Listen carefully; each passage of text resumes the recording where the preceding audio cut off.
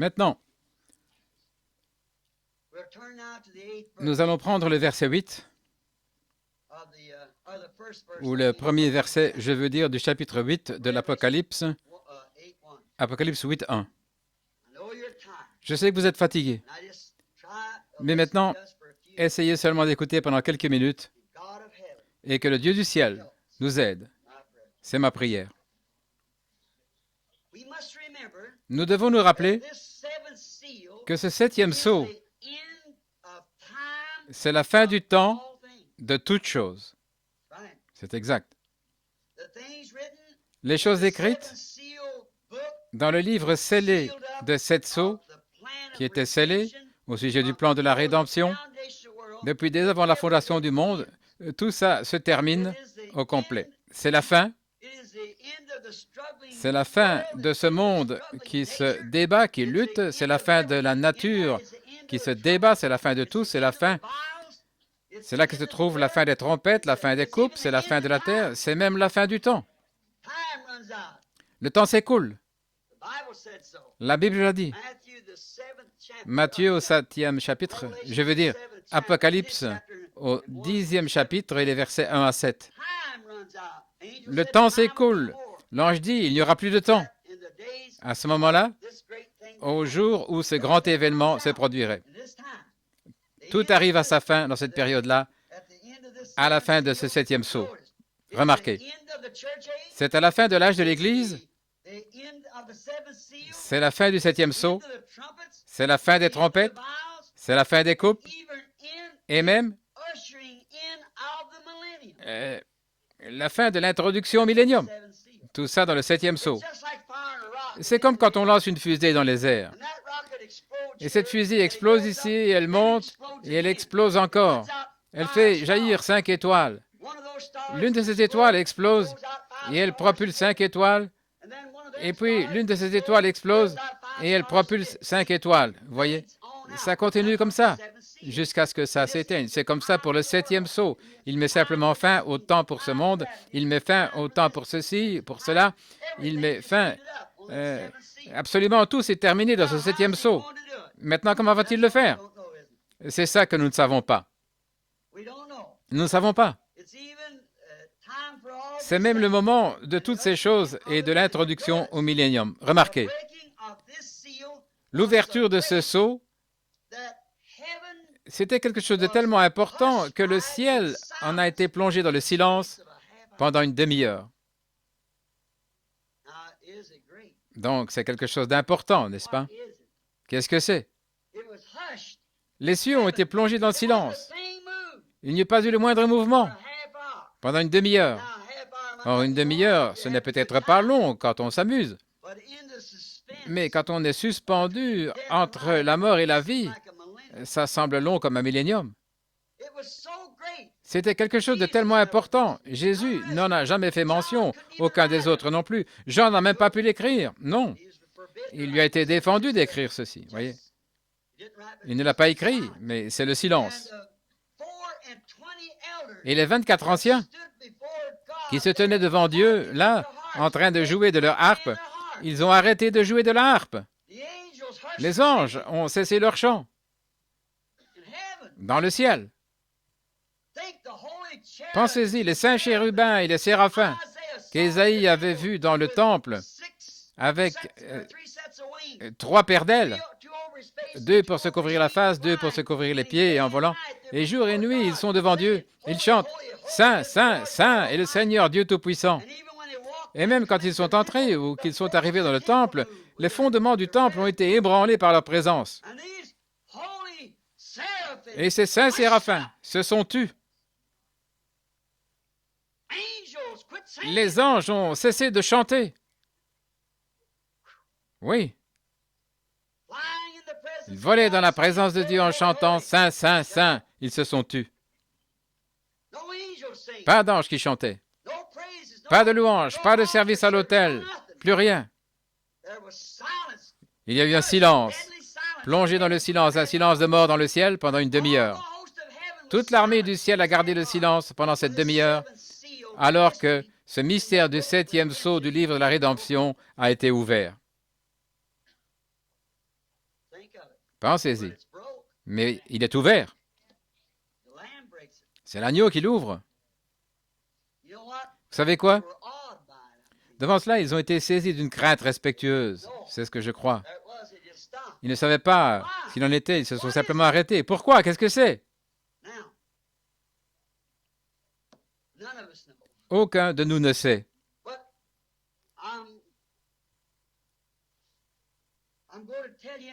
Mais je vais vous dire, selon ma révélation. Et bon, je ne suis pas du genre fanatique. Si je le suis, c'est sans le savoir, voyez-vous. Je n'ai pas l'habitude de me laisser aller dans des délires et des choses imaginaires. J'ai dit certaines choses qui ont peut-être pu sembler bizarres pour certaines personnes, mais quand Dieu vient l'appuyer et qu'il le confirme et qu'il dit que c'est la vérité, alors c'est la parole de Dieu. Vous voyez? Ça peut sembler bizarre à cause de ça. Et maintenant, aussi sûr que je suis sur l'estrade ce soir, j'ai eu la révélation qui a révélé que ça se passe en 3 volets. Et je vais vous parler avec l'aide de Dieu d'un volet. Et alors, voyons cela d'abord. Voici la révélation. Pour commencer, ce que je vais vous dire de quoi il s'agit, ce qui arrive, c'est que ces 7 tonnerres qu'il a entendu tonner et qu'il lui a été défendu d'écrire, c'est ça le mystère. Il repose derrière ces 7 tonnerres consécutifs qui ont retenti. Maintenant, pourquoi? Prouvons-le. Pourquoi? C'est là le secret que personne ne connaît. Il a été défendu à Jean d'écrire ce qu'il en était. D'écrire, ne serait-ce qu'un symbole là-dessus. Pourquoi? Voilà pourquoi il n'y avait aucune activité dans le ciel. Cela pourrait donner le secret. Le voyez-vous maintenant? Si c'est quelque chose de tellement important, il faut que ce soit inclus, parce que c'est quelque chose qui doit arriver. Mais quand les 7 tonnerres, maintenant remarquez, quand les 7 anges se sont avancés pour sonner de leur trompette, il y eut un seul tonnerre. Quand Israël se rassemblait, il y avait une trompette. Quand il n'y aura plus de temps, à la dernière trompette, un seul tonnerre. Mais ici, il y a 7 tonnerres d'affilée. 1, 2, 3, 4, 5, 6, 7. Ce nombre parfait. 7 tonnerres d'affilée. Faisant simplement 1, 2, 3, 4, 5, 6, 7, coup sur coup. Alors, les cieux n'ont pas pu écrire cela. Les cieux ne peuvent pas savoir ce qu'il en est, ni rien d'autre, parce qu'il n'y a aucun indice. C'était un temps de calme, de relaxation. C'était quelque chose de tellement important que le secret n'a pas été divulgué aux anges. Pourquoi? Si Satan s'en emparait, il pourrait faire de gros dégâts. Voilà une chose qu'il ne sait pas. Maintenant, il peut bien interpréter tout ce qu'il veut et imiter tous les genres de dons. J'espère que vous êtes en train d'apprendre. Mais il ne peut pas savoir ceci. Ce n'est même pas écrit dans la parole. C'est un secret total. Les anges tous s'est tus. S'ils avaient fait le moindre mouvement, cela aurait pu laisser échapper quelque chose, alors ils se sont tus, c'est tout. Ils ont arrêté de jouer de la harpe, tout s'est arrêté. 7, le nombre parfait de Dieu. 7, l'un à la suite de l'autre. 7 tonnerres se sont fait entendre ensemble coup sur coup, comme s'ils étaient en train d'épeler quelque chose. Remarquez, à ce moment-là, Jean a commencé à écrire. Il a dit, ne l'écris pas. Jésus n'en a jamais parlé. Jean n'a pas pu l'écrire. Les anges n'en savent rien. Qu'est-ce que c'est? C'est la chose dont Jésus a dit que même les anges des cieux n'en savaient rien. Voyez? Il ne le savait pas lui-même. Il a dit que Dieu seul le saurait. Mais il nous a dit que quand nous allions commencer à voir ces signes apparaître, là, on arrive quelque part. Très bien, remarquez. Nous commençons à voir ces signes apparaître. Si Satan pouvait s'en emparer, si vous voulez que quelque chose arrive, maintenant, vous devrez me croire sur parole. Si je projette de faire quelque chose, je me garde bien d'en parler à qui que ce soit. Non pas parce que la personne en parlerait, mais parce que Satan l'entendrait. Voyez? Il ne peut pas le savoir. C'est dans mon cœur, là, et Dieu l'a scellé du Saint-Esprit. Par conséquent, c'est entre moi et Dieu. Voyez? Il n'en sait rien, jusqu'au moment où vous le dites, et alors il l'entend. Et j'ai essayé, je dis à des gens que je vais faire telle ou telle chose, et regardez le diable qui cherche par tous les moyens à me devancer, voyez, à me couper l'herbe sous le pied. Mais si Dieu me donne la révélation et que je n'en parle pas du tout, alors c'est différent. Souvenez-vous, Satan va essayer d'imiter. Il va essayer d'imiter tout ce que l'Église fera. Il a essayé de le faire. Nous avons observé ça chez l'Antéchrist. Et voici une chose qu'il ne peut pas imiter. Il n'y aura aucune imitation de ceci. Vous voyez? Parce qu'il ne sait pas ce que c'est. Il n'y a aucun moyen pour lui de savoir. C'est le troisième pôle. Il ne sait absolument rien là-dessus. Il ne le comprend pas. Mais il y a un secret qui repose là-dessous. Gloire à Dieu au plus haut des cieux. Je ne pourrai jamais plus penser de la même façon le reste de ma vie. Après avoir vu, oh, je ne sais pas, je connais la prochaine étape, mais je ne sais pas comment l'interpréter. Ça ne va pas tarder. Voici ce que j'ai noté quand c'est arrivé. Si vous pouvez le voir là. Stop! Arrête-toi!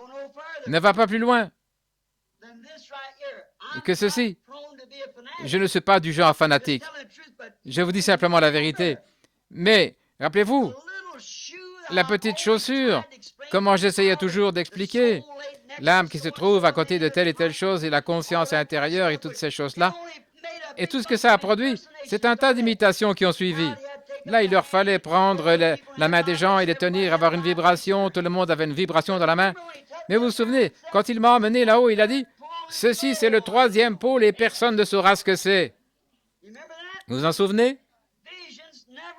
Les visions ne faillissent jamais. Elles sont parfaitement la vérité. Maintenant, remarquez.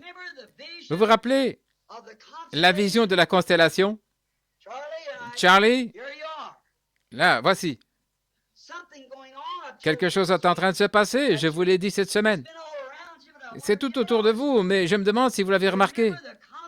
Vous vous rappelez la constellation, la vision des anges, quand je suis parti pour l'Arizona? Vous vous souvenez de « Messieurs, quelle heure est-il » Vous en souvenez? Remarquez, il n'y a eu qu'un seul grand coup de tonnerre et 7 anges sont apparus. N'est-ce pas vrai? Un coup de tonnerre, 7 anges sont apparus. Je regardais l'agneau quand il eut ouvert le premier sceau, et j'entendis comme une voix de tonnerre, et l'un des 4 êtres vivants qui disait « Viens et vois ». Remarquez, un tonnerre, 7 messages qui ont été scellés et qui ne peuvent pas être révélés avant le dernier jour, cet âge-ci. Voyez-vous ce que je veux dire? Maintenant, avez-vous remarqué la partie mystérieuse de cette semaine? Voilà ce que c'est. Voilà ce que c'était. Ce n'était pas un être humain, un homme. C'était les anges du Seigneur. Remarquez. Il y a 3 témoins, des témoins assis ici, il y a une semaine, un peu plus d'une semaine, j'étais dans les montagnes, très loin, presque au Mexique, avec 2 frères qui sont assis ici. J'arrachais des gratterons ou des gratterons du désert sur ma jambe de pantalon. Et il y a eu une telle déflagration qu'on aurait presque dit que les montagnes allaient s'écrouler. Alors c'est vrai ça. Je n'en ai pas parlé à mes frères, mais ils ont remarqué un changement et il m'a dit, maintenant tiens-toi prêt, va à l'est. Ceci est l'interprétation de cette vision. Voyez? Or, pour que vous sachiez, frère Sothman n'a pas attrapé le gibier qu'il voulait. Nous essayons de l'avoir pour lui. Et il a dit, maintenant ce soir, que ceci te serve de signe. Il ne va pas l'avoir. Tu dois te consacrer en ce moment pour la visitation de ces anges. Et j'étais dans tous mes états. Vous vous rappelez? Et j'étais dans l'ouest. Les anges se dirigeaient vers l'est. Et quand ils sont passés, j'ai été élevé avec eux en direction de l'est. Vous vous souvenez? Et frère Fred, qui est ici ce soir, en est témoin, ainsi que frère Norman, en s'en allant. J'ai presque supplié cet homme de rester pour attraper son gibier. Pas vrai, frère Sussman? Oui, il est là, debout là-bas. Je l'ai supplié, mais il a quand même dit, il ne va pas l'avoir. Je n'en ai rien dit, j'ai continué mon chemin. Quelque chose assis près de la tente, le jour. Vous vous souvenez, frère Southman? Et aussitôt que certaines choses ont été dites, je vous ai mis tous les deux, vous et frère Norman. Oui, frère Norman.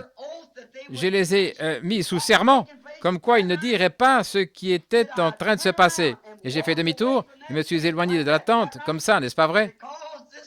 En effet, c'est de ceci qu'il s'agissait. Exactement ce que c'était. Et je savais que je ne pouvais pas le dire avant que ça arrive pour voir si les gens comprendraient. Et avez-vous remarqué? Il y avait un ange, j'ai dit, là, qui était un ange étrange. Pour moi, il ressortait plus que tous les autres. Vous vous en souvenez? Il formait une constellation, 3 d'un côté et un en haut. Et celui qui était à côté de moi ici, si on compte de gauche à droite, ça aurait été le 7e ange. Il était plus brillant, il avait plus d'importance pour moi que tous les autres. Vous vous souvenez? J'ai dit, il bombait le torse comme ça, il volait en direction de l'est. Et cela m'a enlevé, m'a élevé. Vous vous souvenez? Voici ce que c'est. Celui qui avait le 7e sceau. La chose que je me suis demandé toute ma vie. Amen. Les autres sceaux avaient beaucoup d'importance pour moi, bien sûr. Mais oh, vous ne savez pas combien ceci a eu d'importance. Une fois dans la vie, j'ai prié, j'ai crié à Dieu. Après cette réunion de Phoenix, tous ceux qui étaient avec moi là-bas le savent, je suis resté dans les montagnes. Un matin, je me suis levé et je suis allé au Sabino Canyon. Ces grandes montagnes hautes et aux formes abruptes. Je suis allé là. Il y avait un petit sentier au bout de la route qui grimpe vers le mont Lemmon.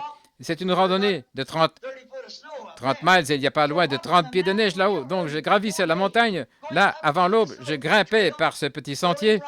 Les roches glissaient sous mes pieds. Je me suis senti conduit à tourner de ce côté-ci. J'ai tourné et là, j'ai escaladé de gros rochers dentelés. Oh là là, des centaines de pieds de haut. Je me suis agenouillé entre ces rochers. J'ai déposé cette Bible-ci.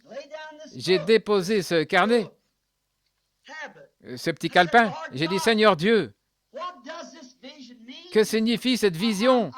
J'ai dit, Seigneur, est-ce que ça veut dire que je vais mourir? Vous vous souvenez, je vous ai dit que je pensais que ça pouvait vouloir dire que j'allais mourir parce qu'il y avait une telle explosion que j'en avais été complètement secoué. Vous vous souvenez, combien sont au courant? Vous savez, je pensais que ça pouvait vouloir dire que j'allais mourir. Et puis dans la pièce, j'ai dit, qu'est-ce que c'est, Seigneur? Qu'est-ce que c'était? Est-ce que ça veut dire que je vais mourir? Si oui, très bien, je n'en dirai rien à ma famille. Laisse-moi simplement partir, tu vois, si le travail que j'avais à faire est terminé. Qu'est-ce que c'était? Et voilà qu'il m'a attesté, vous vous souvenez? C'était la poursuite du travail que j'avais à faire. Oh, vous saisissez? Et là-haut, au Sabino Canyon, le Père Céleste le sait. Aussi vrai que vous voyez que ça s'est accompli, Ces anges sont descendus et ils ont confirmé la même chose pour chaque message. Alors vous savez si cela vient de Dieu ou pas. Cela vous a été prédit par une vision. Je ne pouvais pas vous le dire avant la fin des réunions parce que ça m'était défendu au Sabino Canyon.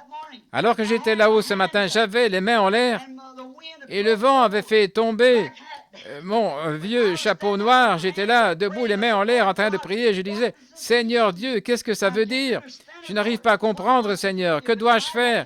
Si c'est le moment pour moi de rentrer à la maison, permets que je parte d'ici, ils ne me retrouveront jamais. Je ne veux pas que personne passe son temps à pleurer si je m'en vais. Je veux que ma famille pense que je suis allé faire un tour et c'est tout. Et ils ne me retrouveront pas. Cache-moi quelque part. Si je dois partir, eh bien que je m'en aille. Peut-être qu'un jour, Joseph trouvera ma Bible ici et que lui s'en serve. Voyez? Et si je pars alors, Seigneur, j'avais les mains levées. Et tout à coup, quelque chose m'est arrivé dans la main. Je ne sais pas, je ne pourrais pas dire. Est-ce que je me suis endormi? Je ne sais pas. Est-ce que je suis entré en transe? Je ne sais pas. Était-ce une vision? Je ne peux pas vous le dire. Tout ce que je peux dire, c'était exactement la même chose que pour ces anges. Donc cela m'est arrivé dans la main, j'ai regardé, et c'était une épée. Et la poignée était de nacre très jolie, et la garde autour dorée, et la lame semblait comme du chrome ou en argent, et très brillante. Et elle était tellement tranchante, taillée en biseau. Oh là là! Je pensais, comme c'est joli, et elle s'adaptait juste à ma main. Et je me suis dit, c'est vraiment joli. Mais, et j'ai toujours eu peur de ces choses-là, une épée. Je me suis dit, qu'est-ce que je vais faire avec ça? Et juste à ce moment-là, une voix a retenti. Là, les rochers ont été secoués. Elle a dit, c'est l'épée du roi. Et alors, je suis revenu à moi. L'épée du roi. Si elle avait dit une épée d'un roi, mais elle a dit l'épée du roi. Et il n'y a qu'un seul qui est le roi, et c'est Dieu. Et il a une seule épée, c'est sa parole, et c'est d'elle que j'ai vécu. Alléluia. Ça, je le certifie devant Dieu. Je suis debout ici devant ce pupitre sacré avec sa sainte parole ici. C'est la parole. Amen. Oh, quel jour glorieux dans lequel nous vivons. Quelle chose glorieuse. Vous voyez, le mystère et le secret. Le troisième, j'étais debout là quand elle est partie. Quelque chose m'est venu et a dit, ne crains pas. Or, je n'ai pas entendu de voix. C'était quelque chose qui venait comme de l'intérieur de moi qui parlait. Je dois vous dire la vérité, très précisément ce qui est arrivé. Quelque chose m'a dit, ne crains pas. Ceci, c'est le troisième pôle. Le troisième pôle, vous vous en souvenez? Il a dit, tu as eu tellement d'imitateurs pour ces choses que tu as essayé d'expliquer. Mais il a dit, quant à ceci, n'essaye même pas. Vous vous souvenez? Combien se souviennent de cette vision? Bien sûr, c'est allé partout, c'est sur bande partout. Il y a à peu près 6 ans, 7 années. Il y a 7 années. Il a dit, n'essaye pas de l'expliquer. C'est le troisième pôle, mais je te rencontrerai là. N'est-ce pas vrai? Il a dit, n'essaye pas, j'étais là, avec une petite chaussure de bébé. Quand il m'a parlé, il a dit, maintenant opère ton premier pôle, et à ce moment-là, le poisson ira dans la pain. Et il a dit, fais attention à ton deuxième pôle. Il a dit, parce que ce ne seront que des petits poissons. Il a dit, ensuite, c'est le troisième pôle qui va les attraper. Et tous les prédicateurs étaient là autour de moi en disant, frère Branham, nous savons que vous pouvez le faire. Alléluia, frère Branham. C'est toujours là que je me fais prendre avec une bande de prédicateurs. Voyez, j'aime les gens. Ils veulent qu'on leur explique tout, ceci, cela. Et j'ai dit, eh bien, je ne sais pas, je comprends quelque chose à la pêche. Bon, la première chose à faire, voici comment on fait. Quand vous voyez tous les poissons autour, il faut tirer brusquement l'appât. Et c'est exactement la tactique de la pêche. J'ai dit tirer un petit peu. Et quand je tire l'appât la première fois, là, les poissons suivent. Mais c'était des petits. Et ça, c'était comme ceux qu'ils attrapaient. Et donc, j'ai dit, ensuite, vous placerez. Et en tirant, je l'ai envoyé sur la rive. Je pensais avoir un poisson, mais on aurait dit que c'était une peau qui enveloppait l'appât, tellement il était petit. Et alors, quelque chose m'a dit, je t'avais dit de ne pas faire ça. Je me suis mis à pleurer. Ma ligne était toute emmêlée autour de moi comme ça. J'étais là, en train de pleurer, la tête penchée comme ça. J'ai dit, oh Dieu, oh pardonne-moi. Je suis stupide. Seigneur, pardonne-moi. Et je tenais cette ligne. Et ce que j'avais dans la main, C'était une petite chaussure de bébé à peu près longue comme ça. Et je tenais cette ficelle qui était à peu près de la grosseur de mon doigt, à peu près un demi-pouce, quelque chose comme ça. Et l'œillet de cette chaussure mesurait à peu près 2 millimètres, probablement, l'œillet. Et j'essayais de lasser cette petite chaussure avec cette grosse corde de 2 centimètres et demi de large. Voilà. Une voix s'est fait entendre. Tu ne peux pas enseigner des chaussures naturelles à des bébés pentecôtistes. Alors laisse-les tranquilles. Et juste à ce moment-là, il m'a emporté. Il m'a élevé, il m'a placé très haut, quelque part où une réunion se déroulait. On aurait dit une tente ou un genre de cathédrale. Et j'ai regardé. Et il y avait comme une petite boîte, une petite pièce là sur le côté.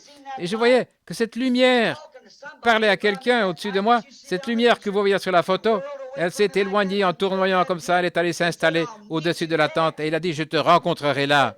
Il a dit, ce sera le 3e pôle et tu n'en parleras à personne. Et au Sabino Canyon, il a dit, c'est le 3e pôle. Et il y a 3 grandes choses qui vont avec. L'une d'elles a été dévoilée ou s'est déroulée aujourd'hui ou hier. L'autre a été dévoilée aujourd'hui. Et il y a une chose que je ne peux pas interpréter parce que c'est dans une langue inconnue. Mais j'étais là et j'ai vu cela devant mes yeux. Et c'est le 3e pôle qui approche. Et le Saint-Esprit de Dieu, oh là là, voilà la raison pour laquelle le ciel tout entier était silencieux. Maintenant, je fais mieux de m'arrêter ici. Voyez, je sens que je ne dois pas en dire plus.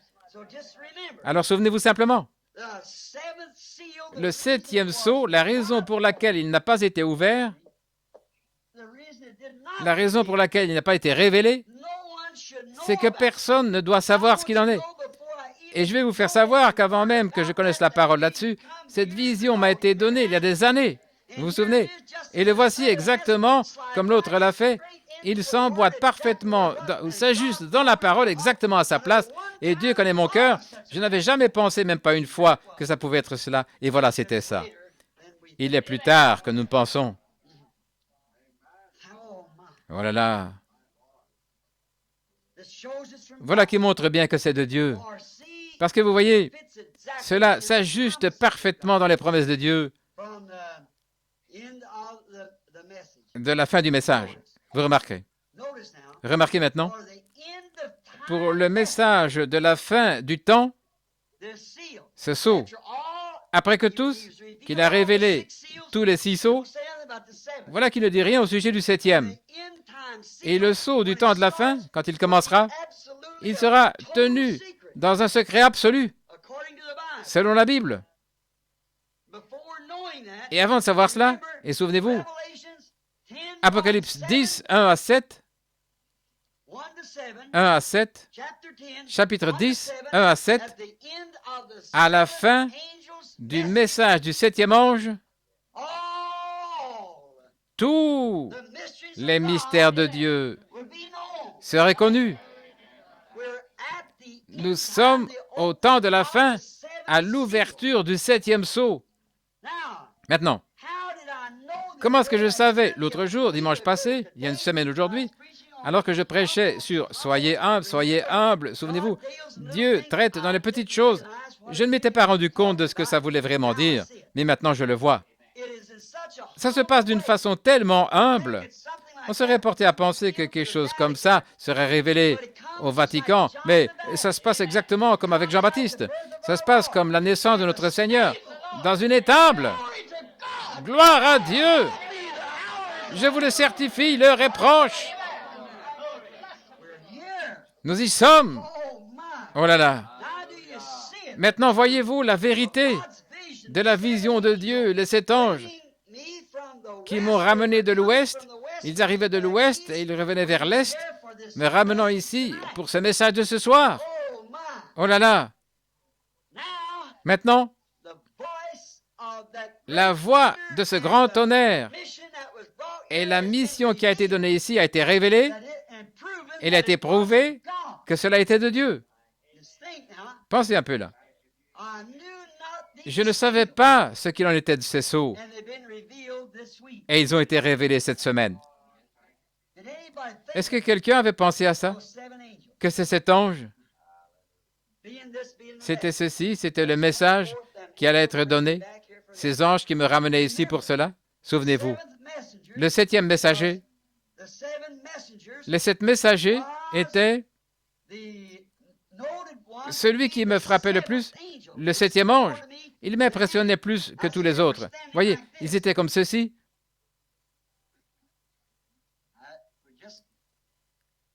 Nous voulons simplement vous faire remarquer. Là, et moi, j'étais ici et je regardais ces autres. Voyez-vous, en premier, le premier groupe, des petits oiseaux, les plumes toutes rabattues, vous en souvenez, et ils se sont tous envolés vers l'est.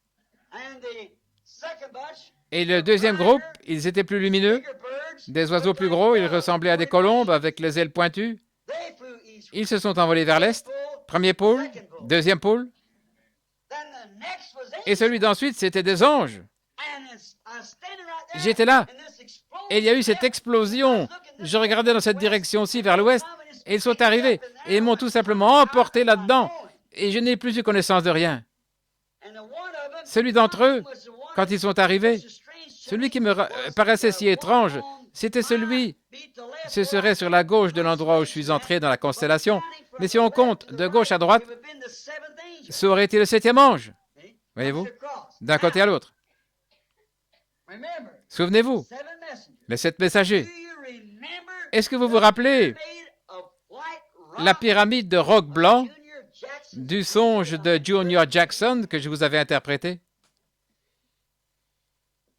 Remarquez, le soir où je suis parti, il y avait eu 6 songes, et chacun d'eux indiquait la même chose. Ensuite, la vision est venue et m'a envoyé à l'ouest. Et Junior, il observait. Remarquez, regardez comme c'est parfait. Maintenant, j'espère et je veux croire que vous ici, vous comprenez bien que j'essaie d'attribuer cette grâce à Jésus-Christ, qui est l'auteur de tout cela. Et la seule raison, vous ne m'avez jamais entendu parler de la sorte auparavant, jamais de la vie, mais c'est que cette heure-là approche. Voyez, remarquez. Maintenant, pour que vous soyez sûr de le voir, pour que ce soit bien rivé, je suis sur le point de vous quitter de nouveau. Je ne sais pas où je vais aller. Je dois prêcher l'Évangile à d'autres endroits. Mais maintenant, vous pourriez peut-être dire, j'ai déjà entendu ce genre de fanatisme, je ne sais pas ce qu'il en est, je ne peux juger aucun autre homme. Je ne suis responsable envers Dieu que de moi-même. Mais est-ce qu'une seule fois, je vous ai déjà dit quoi que ce soit au nom du Seigneur qui n'ait pas été juste pendant toutes ces années? Personne d'autre ne peut en dire autant. C'est parce que j'ai toujours dit la chose exactement de la façon dont lui me l'avait dite. Maintenant, permettez-moi de vous démontrer ceci. C'est absolument vrai. Maintenant, souvenez-vous, si quelqu'un est spirituel au prophète, moi, le Seigneur, je lui parlerai par des visions et me ferai connaître à lui par des songes. Interpréter des songes, c'est ça. Joseph pouvait interpréter les songes et parler et avoir des visions. Est-ce vrai? Maintenant, remarquez. Là, quand c'est arrivé, Junior était dans un champ où il y avait une grande pyramide comme ça, et il y avait quelque chose d'écrit sur les roches, et j'étais en train de révéler cela aux gens. Et c'est exact, Junior, environ 1 an avant que ça arrive. Et remarquez la chose suivante, j'ai pris un genre de barre de fer, et j'ai détaché cela, et à l'intérieur, c'était du roc blanc, avec rien d'écrit dessus. Et alors, j'ai commencé à me diriger vers l'ouest. Et je leur ai dit à tous, j'ai dit, n'allez pas à l'ouest, restez ici et observez cela jusqu'à ce que je revienne. Je suis allé à l'ouest pour la déflagration. Je suis revenu à l'est avec le Saint-Esprit qui a interprété cette parole qui n'était pas écrite. Si ce n'est pas le Dieu Tout-Puissant parfaitement, je voudrais que vous sachiez ce que c'est. Pourquoi est-ce que j'essaie de dire ça, mes amis? C'est pour vous montrer que nous sommes au temps de la fin. Maintenant, si les autres correspondaient parfaitement à la parole, celui-ci aussi correspond parfaitement à la parole. Nous y sommes. Nous sommes à la fin, les amis. Ce sera bientôt le moment où le temps est écoulé. Des millions perdront la vie. Il y en aura des millions qui croient en ce moment qu'ils sont sauvés et qui seront comptés comme de la chair à canon pour l'âge atomique. Nous vivons à la dernière heure. Par la grâce du Dieu Tout-Puissant, par son aide envers son peuple, afin qu'il puisse attendre avec impatience l'apparition imminente de Christ. Dans combien de temps, frère Branham? Peut-être dans 20 ans, peut-être dans 50 ans, peut-être dans 100 ans, je ne sais pas. Et peut-être demain matin, peut-être encore ce soir. Je ne sais pas. Et ceux qui disent qu'ils le savent, ils se trompent. Oui, ils ne savent pas. Dieu seul le sait. Maintenant, remarquez. Ainsi que Dieu m'aide. Je dis la vérité. Ces choses m'ont été spirituellement discernées. Discernées par le Saint-Esprit. Et chacune d'elles a identifié sa place dans la Bible. Or, le grand secret qui repose sous ce sceau, je ne sais pas ce que c'est. Je ne le sais pas. Je n'ai pas réussi à le déchiffrer. Je n'ai pas réussi à le dire, ce qui était dit. Mais je sais que c'était ces 7 tonnerres qui se sont fait entendre coup sur coup, qui ont simplement tonné à 7 reprises. Et cela s'est déployé pour autre chose que j'ai vu. Et quand j'ai vu cela, j'ai cherché l'interprétation et c'est passé à toute vitesse là et je n'ai pas réussi à le déchiffrer. C'est tout à fait vrai. Ce n'est pas encore tout à fait l'heure pour cela. Mais nous entrons dans ce cycle, voyez-vous. C'est pour bientôt. Alors, la chose à faire, c'est de vous rappeler que je vous parle au nom du Seigneur.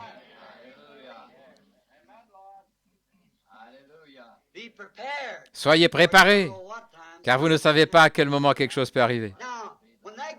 Maintenant, quand ceci ira sur bande, et c'est le cas, probablement que 10 000 de mes amis vont s'éloigner de moi à cause de cela. En effet, ils vont dire que frère Branham cherche à se mettre en avant, à se faire passer pour un serviteur ou un prophète ou quelque chose. Laissez-moi vous dire, mes frères, c'est une erreur. Je vous dis seulement ce que j'ai vu et ce qui m'a été dit. Et maintenant, faites ce que vous voulez. Je ne sais pas ce qui va se passer. Je ne sais pas.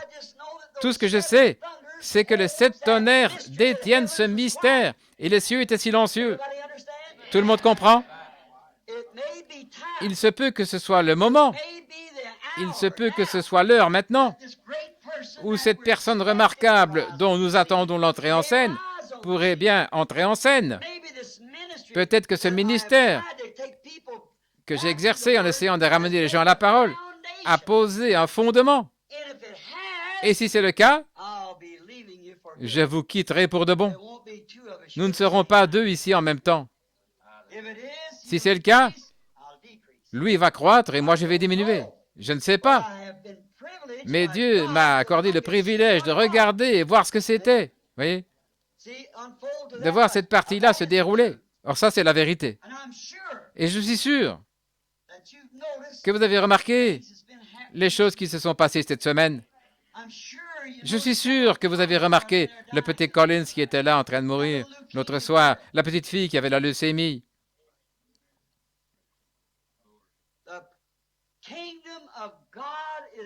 Le royaume de Dieu vient.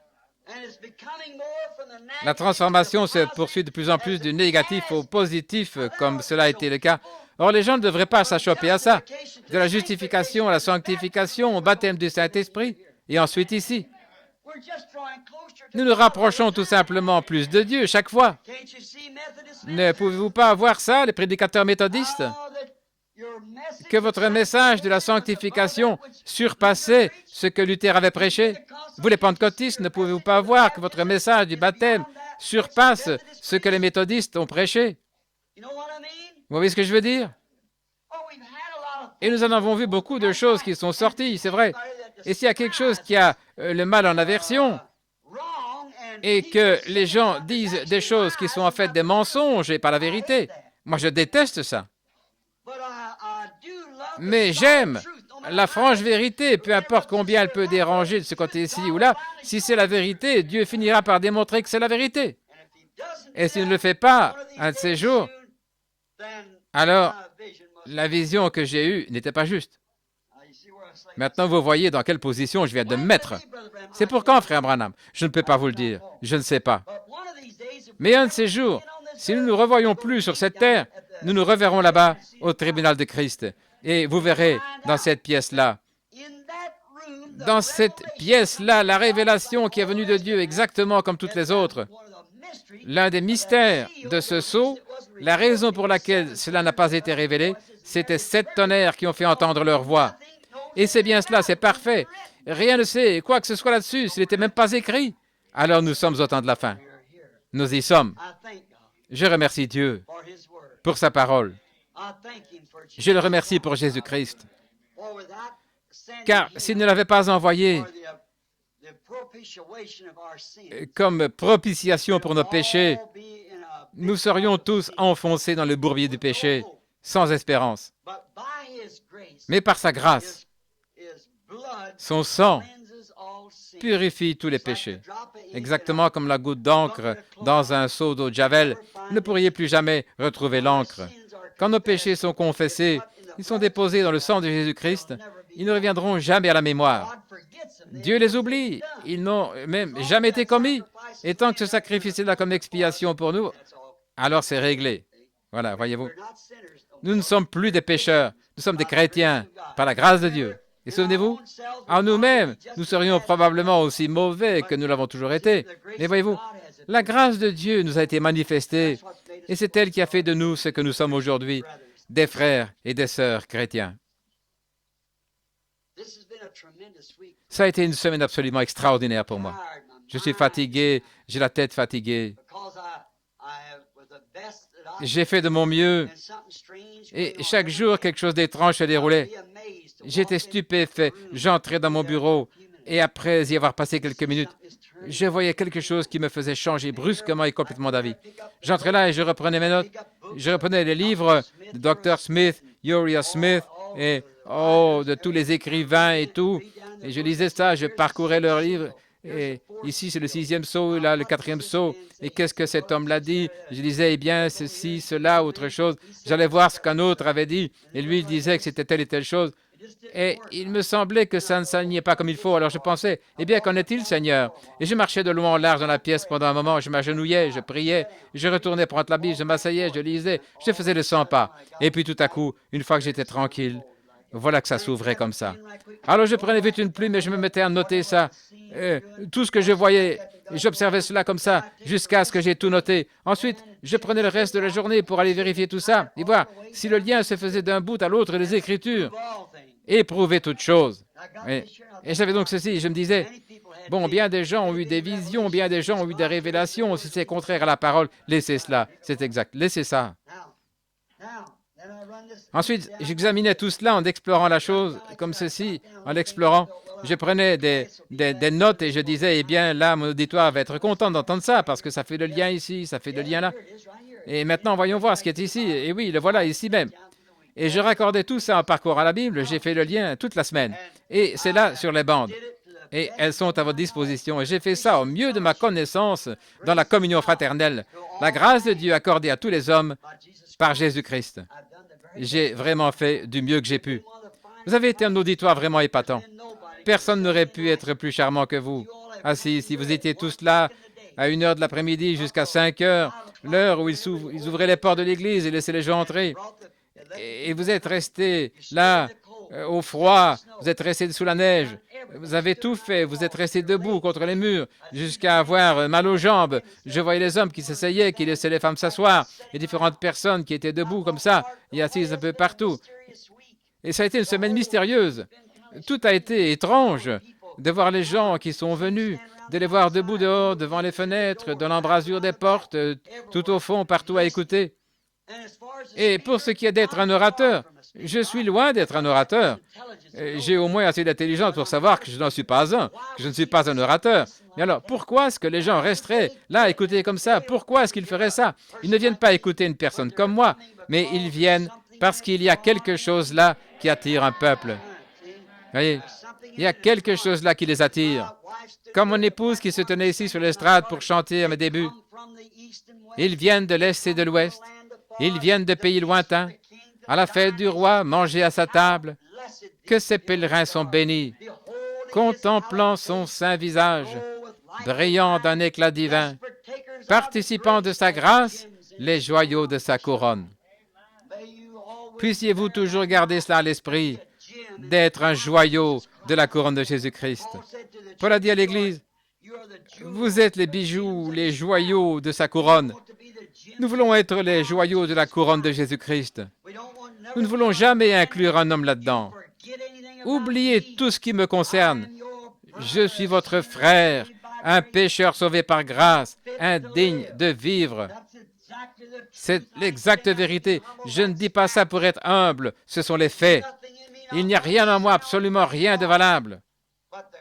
Mais c'est la grâce de Dieu qui a permis à mes pauvres yeux, dont la vue commence à baisser, de regarder au-delà du rideau du temps pour voir ces choses-là, et je suis revenu. Quand j'étais un petit garçon, j'aimais les gens, j'aurais toujours voulu avoir quelqu'un qui m'aimerait et parler avec moi, et personne ne voulait le faire à cause de la réputation de ma famille. Personne ne voulait me parler. Et quand je me suis abandonné à Dieu, comme notre famille était d'origine irlandaise, je me suis dit que peut-être, vu qu'ils étaient tous catholiques, peut-être que là, je me retrouverais. Je suis allé là, et ils étaient d'une certaine manière, je suis allé à la première église baptiste, et il en était autrement. J'ai dit, Seigneur, il doit bien y avoir un chemin qui est le vrai. Et quelque chose a dit, c'est la parole. Je me suis tenu à cette parole. Regardez chaque vision. Le jour où j'ai posé la pierre angulaire, là avec le texte à l'intérieur, j'avais écrit ce qu'il m'avait dit. Insiste en toute occasion, favorable ou non, reprends avec toute longanimité et doctrine, car il viendra un temps où les hommes ne supporteront pas la sainte doctrine, mais en la démangeaison d'entendre des choses agréables, ils se donneront des docteurs selon leurs désirs. Ils seront détournés de la vérité vers les fables. Et j'ai vu ces deux arbres près desquels je me tenais faire exactement ça. C'est exact. Et voilà, nous en sommes là. C'est vrai. Et maintenant, souvenez-vous, laissez-moi vous exhorter à nouveau. Ne dites merci à absolument personne. Ne dites pas, ne pensez pas qu'un prédicateur ou un homme mortel, qu'il y ait quoi que ce soit de bon en lui, parce que ce n'est pas le cas. Peu m'importe qui c'est, il n'y a rien de bon dans aucun homme, c'est vrai.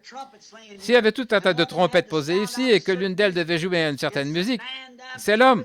Ces trompettes, elles n'émettent absolument aucun son. C'est l'homme qui peut sonner de la trompette. C'est lui qui sait ce qu'il va faire, qui prend la trompette.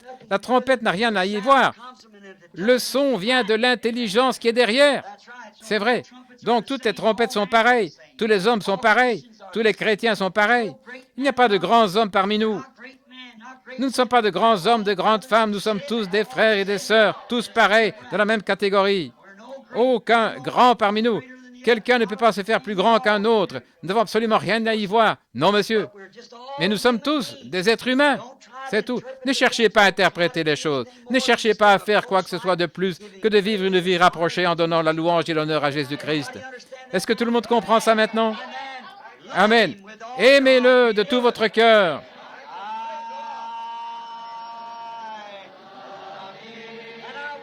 Je l'aime et je le ferai. Je l'aime.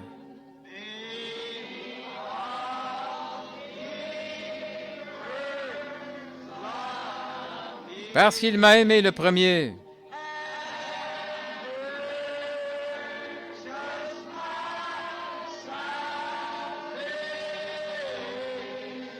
Et il a acquis mon salut.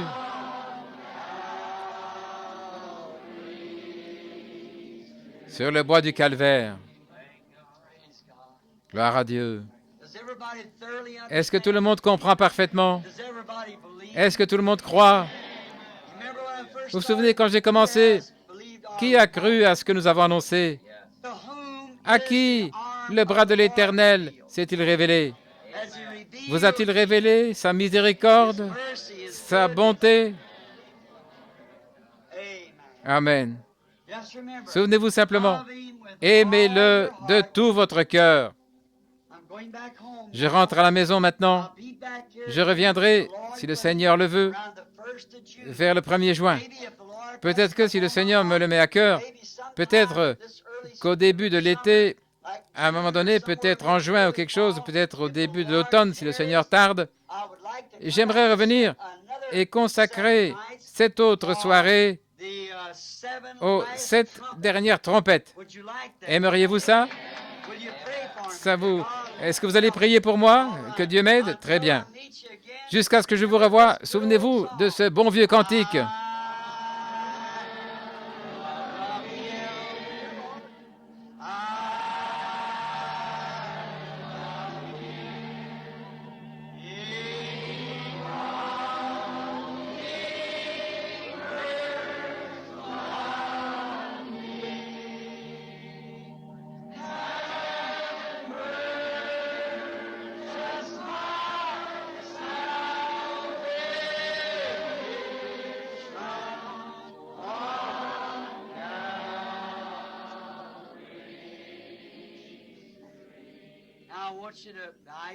Maintenant, je voudrais que vous courbiez la tête.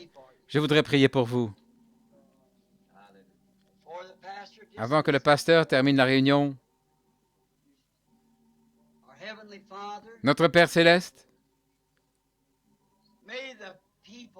puissent les gens, Seigneur, comprendre. Et je suis sûr que certains ne comprennent pas. Mais Père, puissent-ils savoir quel en est l'objectif? Et puissent-ils comprendre, Père, que c'est ta grâce envers eux que ces choses soient révélées. Et je veux te remercier, Seigneur, de la connaissance, de connaître ces choses que tu nous as révélées. Et je prie pour tous ceux qui sont ici, tous ceux qui ont assisté aux réunions. S'il y en a qui ne croient pas, puissent-ils, Seigneur, devenir des croyants. Je prie pour tous ceux qui écouteront les messages par le moyen des bandes. Et si ceci devait se retrouver, ce qui sera sans doute le cas, dans les foyers, il y a des endroits où bien des incroyants ne seraient pas d'accord. Mais Père, je prie pour chacun, afin qu'avant de prononcer quelques paroles blasphématoires, ils puissent d'abord s'asseoir et sonder les Écritures par rapport à ce qui a été dit. Et qu'ensuite, qu'ils te disent qu'ils sont vraiment sincères et qu'ils veulent savoir si ceci est la vérité ou pas. Aussi, je prie pour eux, Père. Et je prie pour ces gens qui sont restés debout contre les murs, qui sont restés à l'extérieur, qui sont restés assis dans leur voiture, pour les petits-enfants, et pour tous ceux qui sont venus, et pour tous, sans exception, Seigneur, je prie pour eux. Et je te prie d'exaucer mes prières, de les bénir. D'abord, Seigneur, donne à chacun la vie éternelle. Je prie qu'il n'y en ait aucun parmi eux qui soit perdu, pas un seul. Et maintenant, Père, nous ne savons pas quand ce grand événement aura lieu, mais alors que nous voyons ces signes apparaître et ces faits bibliques se produire, cela réchauffe nos cœurs sans mesure. Aussi, je te prie, ô Dieu notre Père, de nous aider. Je te prie d'aider notre cher pasteur, frère Neville.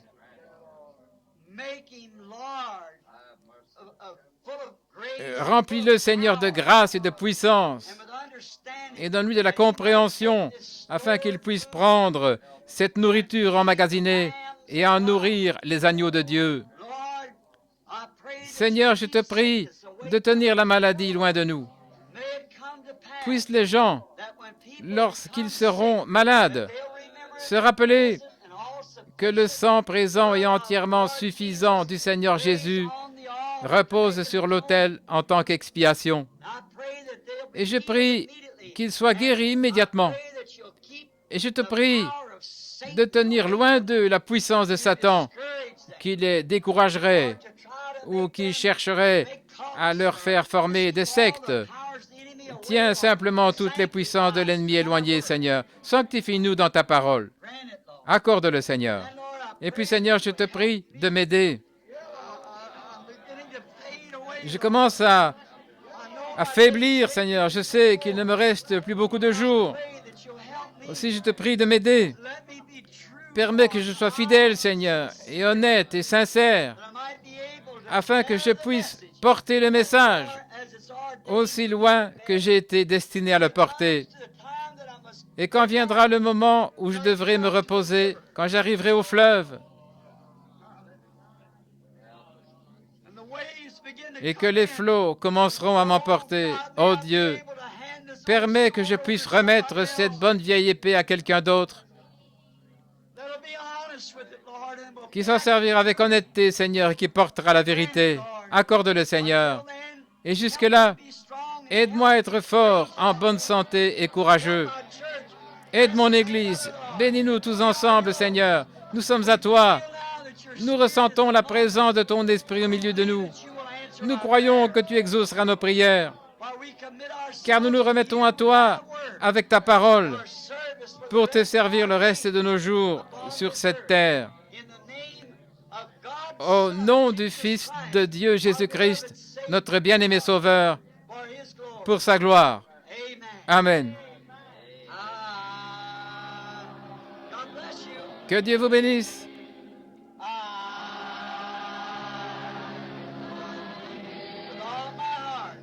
De tout mon cœur.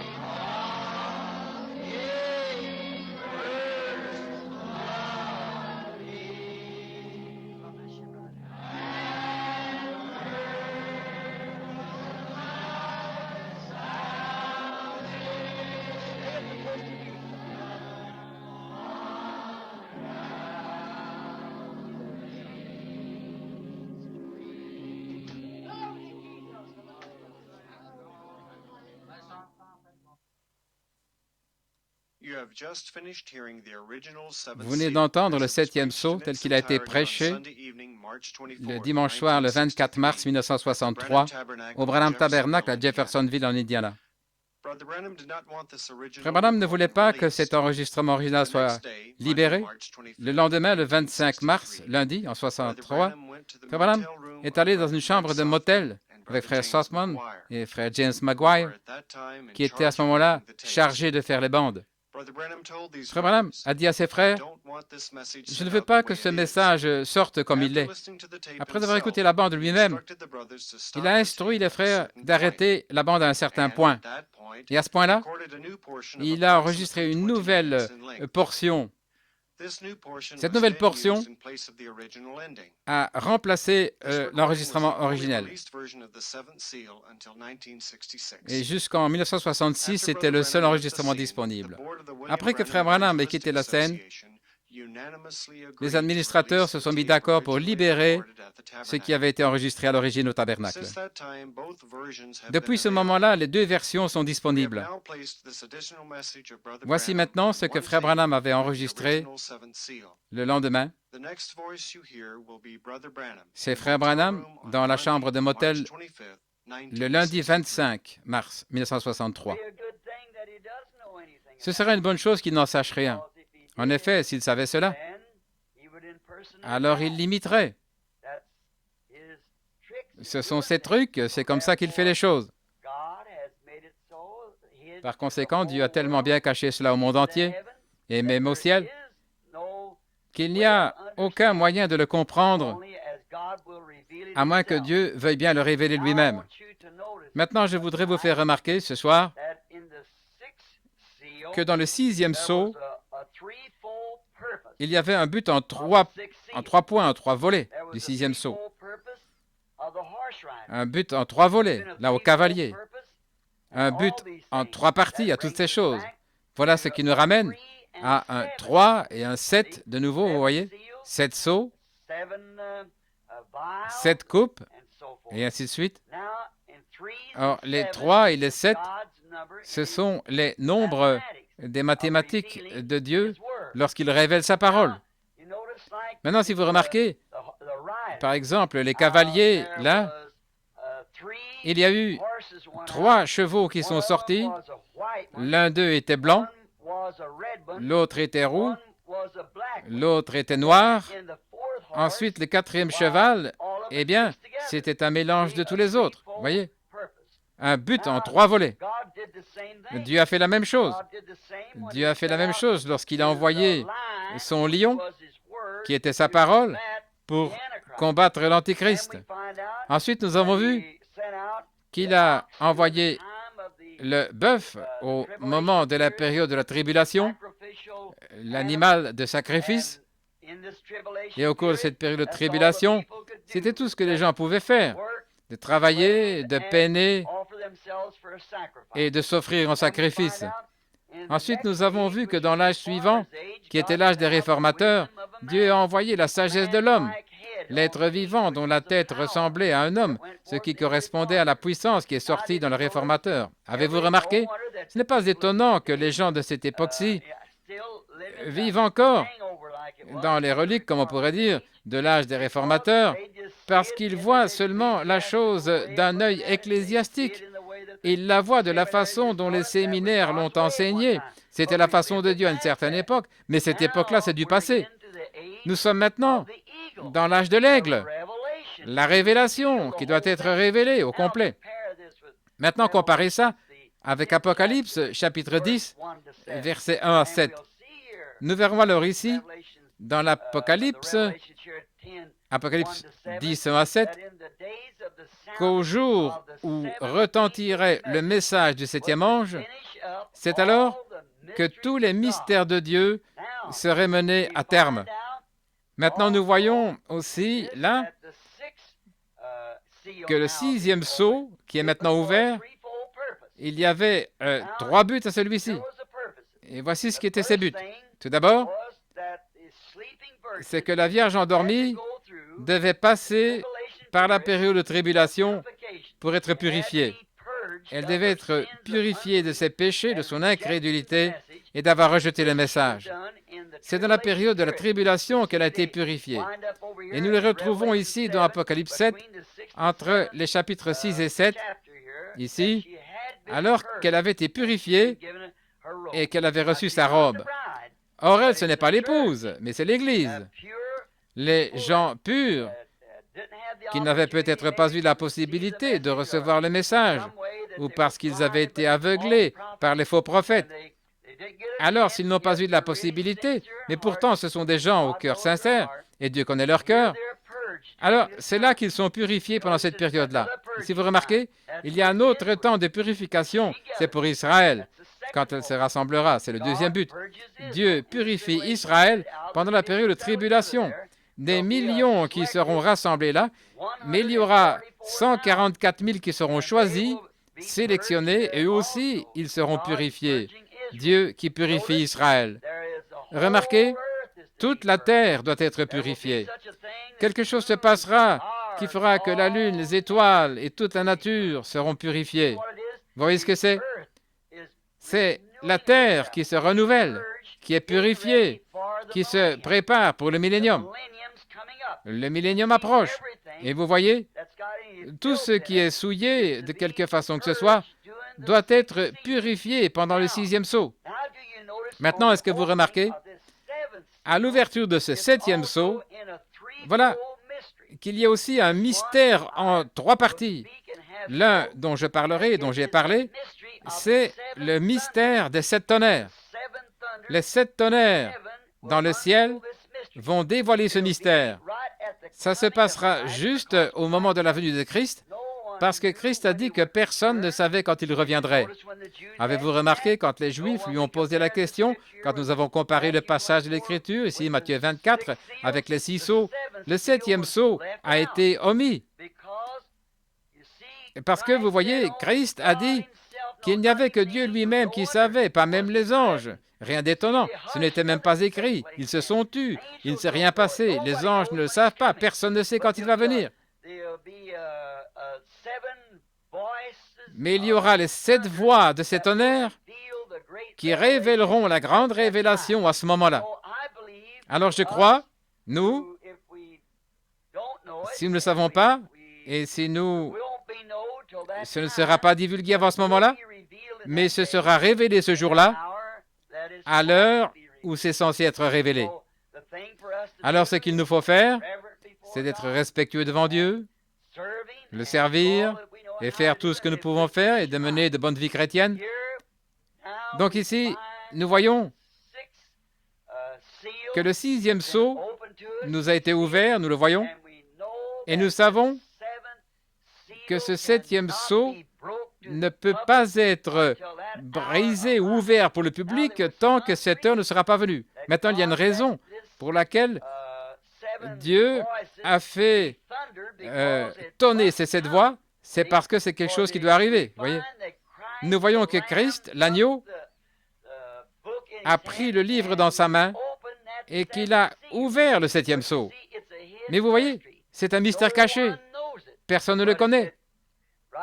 Mais cela concorde parfaitement avec ce qu'il a dit, que personne ne saurait quand il viendrait. Et il n'allait pas connaître ce mystère des 7 tonnerres non plus. Donc vous voyez, il y a un lien entre les deux.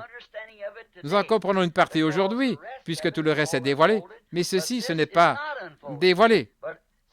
Seulement quand j'étais assis dans mon bureau, j'ai entendu, ou plutôt je n'ai pas entendu, mais j'ai vu cela se déployer vers ces 7 tonnerres. Maintenant, nous ne pouvons pas aller plus loin que ça, juste là. Et maintenant, j'espère que chacun de vous, sans exception, servira Dieu et fera ce qui est bien. Aimez-le de toute votre vie et servez-le, et Dieu s'occupera du reste. Maintenant, nous avons maintenant complété ici, par la grâce de Dieu, tous les mystères des 6 sceaux qui avaient été scellés, et nous comprenons et nous savons que le 7e sceau ne doit pas être porté à la connaissance du public. Donc sa venue, l'heure de sa venue, au moment de la destruction de la terre, vous savez, il a dit là, quel sera le signe de la venue de la fin du monde, dans Matthieu 24, quand ils lui ont posé la question, il est allé jusque-là, voyez, il a parlé d'Israël qui se rassemblerait comme nation, au verset 31, dans Matthieu 24, 31. Mais après, il s'est engagé dans des paraboles, voyez. Apprenez la parabole du figuier. Quand vous les voyez pousser ses bourgeons, eh bien, vous savez que le printemps est proche. De même, quand vous verrez ceci arriver, alors sachez que le temps est proche. Vous voyez, Israël qui se rassemble dans sa propre patrie. Mais si vous remarquez, il a omis la révélation du 7e sceau. Et ici, quand le 7e sceau, quand il l'a ouvert, là encore, il l'a omis de nouveau. Par conséquent, nous voyons que c'est un mystère total, donc l'heure où ce mystère doit être connu n'est pas encore venue. Donc, nous savons ce qu'il en est jusque-là, et on connaîtra le reste à peu près au moment où Jésus apparaîtra sur terre de nouveau pour venir chercher son épouse, ou ce qui se passera à ce moment-là. Jusqu'à ce moment-là, prions tous, menons tous de bonnes vies chrétiennes droites, en attendant avec impatience sa venue. Et maintenant, s'il arrivait que cette bande se retrouve dans les mains de certaines personnes, quelque part, n'essayez pas d'en faire un isme quelconque. La seule chose à faire, continuez simplement à servir Dieu. C'est que ce grand secret est tellement grand que Dieu n'a même pas permis à Jean de l'écrire. Il a tonné, mais pour savoir, pour nous promettre qu'il serait ouvert. Mais jusqu'ici, il n'est pas ouvert. Et maintenant, nous sommes reconnaissants à Dieu pour ce qu'il nous a montré. Il y a 8 jours que je suis assis dans mon bureau là-bas. Et ce message que je viens de finir de vous expliquer, beaucoup d'entre vous comprendront. Et j'ai promis que quelque chose était en train de se passer dans le domaine spirituel continuellement, quelque chose dont j'étais sûr que vous ne voyez pas. Et voici de quoi il s'agit.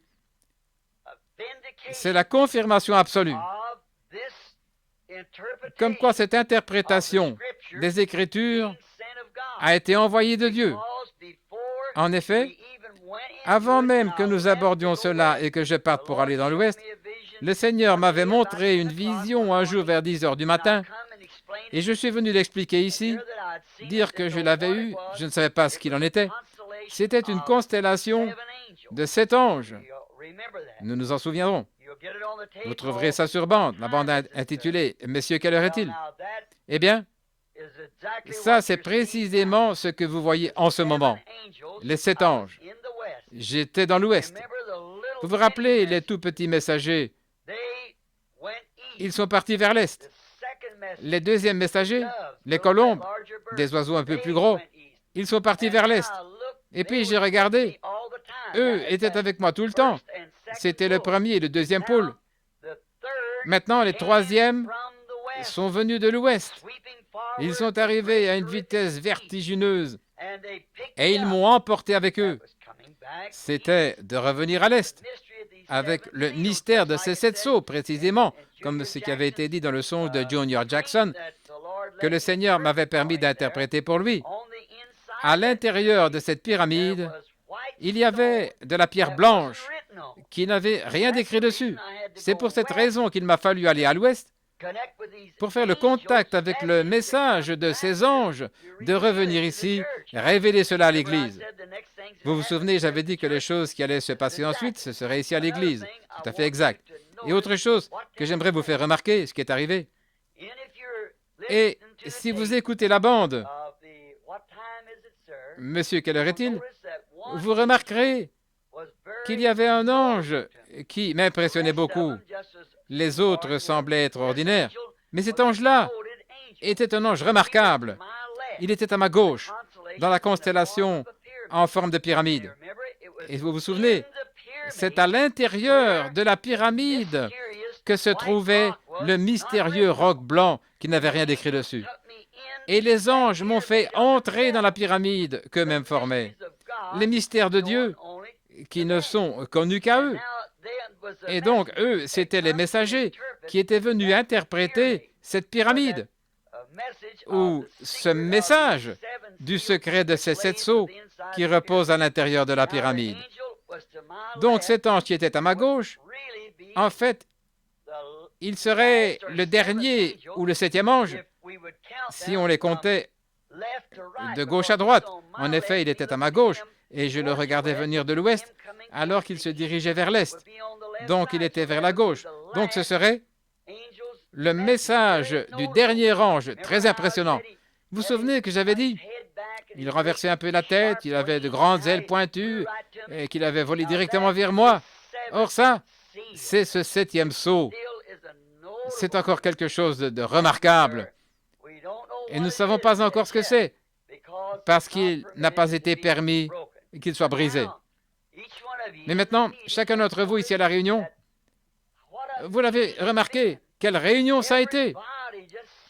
Tout le monde semblait être assis sur le bord de son siège, et tout le monde était là, 1 heure, 2 heures de l'après-midi, à attendre que les portes s'ouvrent pour avoir une place ici en avant, debout contre les murs, les membres endoloris et tout. Qu'est-ce que c'est?